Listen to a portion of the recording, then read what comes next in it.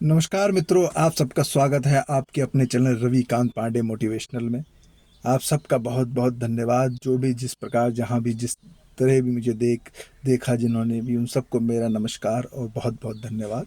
आपके सामने मैं आज ये कहना चाहूँगा कि नित्य जीवन के संघर्षों से नित्य जीवन के संघर्षों से टूट चुका हो जब अंतर्मन, नित्य जीवन के संघर्षों से टूट चुका हो अंतर्मन, फिर सुख के मिले समुंदर का रह जाता कोई अर्थ नहीं।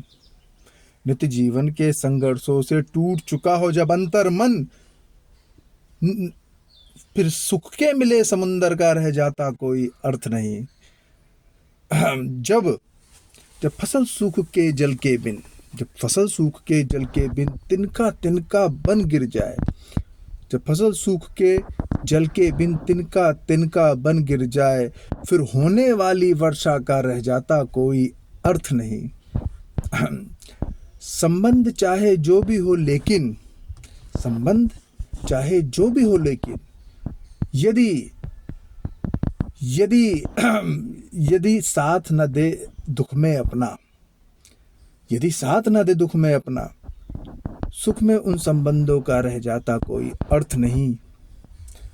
छोटी छोटी खुशियों के पल, छोटी छोटी खुशियों के पल, छोटी छोटी खुशियों के क्षण निकले जाते हैं रोज जहां, छोटी छोटी खुशियों के क्षण निकले जाते हैं रोज जहां, फिर नित्य प्रतीक्षा सुख की रह जाता कोई अर्थ नहीं। मन कटु वचन से आहत हो भीतर तक छलनी हो जाए, मन कटु वचन से आहत हो भीतर तक छलनी हो जाए, फिर बाद कहे प्रिय वचनों का रह जाता कोई अर्थ नहीं।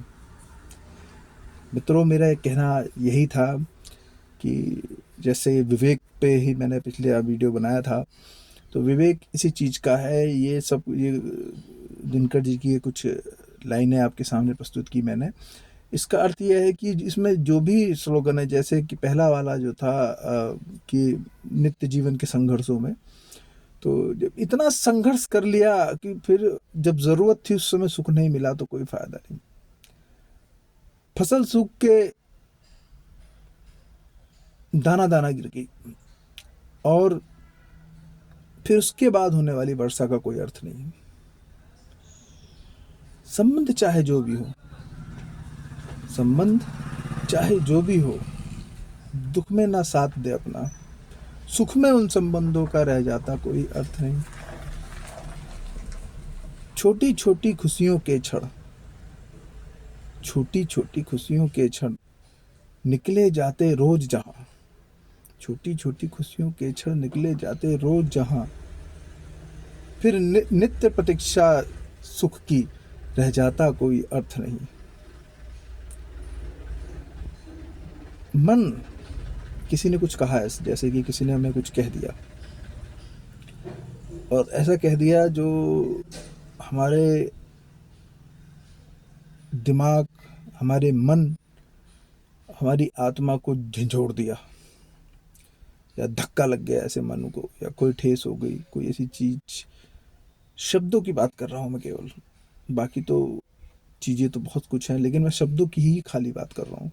कुछ शब्द ऐसे होते हैं जैसे कि वो कटु वचन होते हैं, तो उसके लिए रामधारी सिंह दिनकर जी ने कहा है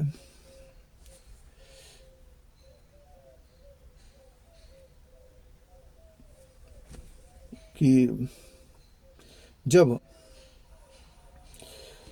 जब कटु वचन से मन आहत हो भीतर तक छलनी हो जाए, जब कटु वचन से मन आहत हो भीतर तक छलनी हो जाए, मतलब अंदर तक बात पहुंच जाए किसी की, इतनी बुरी बात, बाद कहे प्रिय वचनों का रह जाता कोई अर्थ नहीं। तो यही बात है कि समय के अनुसार और विवेक का प्रयोग करते हुए मनुष्य अपने जीवन को काफ़ी हद तक इस लायक ज़रूर बना सकता है कि सुकून से जी सके, शांति से जी सके। और सुख और शांति से बड़ा कुछ भी नहीं है। आपके पास करोड़ों रुपए हैं, अरबों रुपए हैं। अंबानी जी का देख लीजिए आप, उनका बेटा चलने तक कम होता है या दौड़ने के लिए तरसता है। और यहाँ आप देखिए धुंधलिया वालों के बच्चे सड़क पे क्या फर्राटा दौड़ते हैं। दोनों टाइम की रोटी तो दूर की बात है, एक टाइम की रोटी भी नहीं मिलती उन्हें। आधा टुकड़ा मिल गया वही खा के पूरा दौड़ते हैं। तो सुख है, खुश हैं वो। तो खुशी और पैसे का कोई आपस में लेना देना नहीं है। वो आपको ऐसी जगह ज़रूर पहुंचा सकती है जहां आपको सब चीज़ आरामदायक मिले, लेकिन वो आपको खुश नहीं कर सकती। खुश तब होता है इंसान जब उसके अंदर शांति होती है। शांति पाने के लिए बड़े बड़े चक्रवर्ती, सम्राट, महाराज, राजाओं ने, भारत के इतिहास में आप देख लीजिए, शांति की तलाश में जंगलों में, पहाड़ों में, पांचों पांडवों ने तो आपने देखा ही होगा, पहाड़ों पे जाके स्वर्ग की सीढ़ी बना के उन्होंने अपना शरीर को वहाँ लीन कर दिया सुकून की तलाश में। उस ज़मीन के लिए जिसके लिए महाभारत किया गया, उन्होंने उन सब चीज़ों का, उन्होंने जब ये रियलाइजेशन किया कि इसका क्या अर्थ है, सुकून तो अब भी नहीं मिला, शांति तो अब भी नहीं मिली, सुख तो अब भी नहीं मिला। शांति वाला सुख जिसे मिलता है वही असली सुकून है, वही असली सुख है। कभी कभी 56 पकवान खा लो आप, रखे हुए हैं सामने, लेकिन यदि आपके अंदर भूख नहीं है खाने की तो वो सब आपके लिए व्यर्थ है।